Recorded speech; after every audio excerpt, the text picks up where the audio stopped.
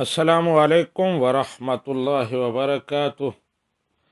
Abu Dhabi سے محمد عمران صاحب پوچھتے ہیں کہ پیشاب اور پاخانے کی اگر شدید ضرورت ہو یا ہوا کا غلبہ ہو تو اسے روک کر نماز پڑھنا یہ کیسا ہے؟ جی محمد عمران صاحب، پیشاب اور پاخانے کی شدید ضرورت ہے یا ہوا کا غلبہ ہے تو اسے روک کر نماز پڑھنا یہ مکروہ تحریمی ہے۔ ایسی نماز واجب الاعادہ ہے، یعنی اسے دہرانا واجب ہے۔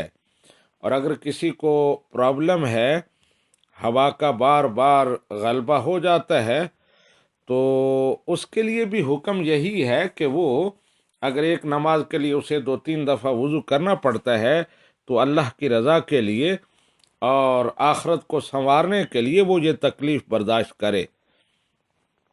اگرچہ تکلیف ہے لیکن جتنی تکلیف اٹھائے گا اتنا ہی ثواب بھی زیادہ ہوگا۔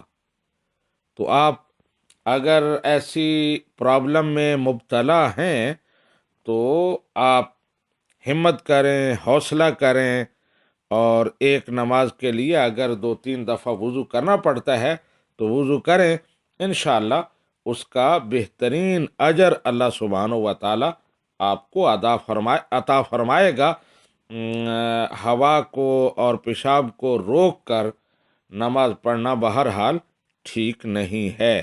ھذا ما عندی واللہ ورسولہ اعلم بالصواب۔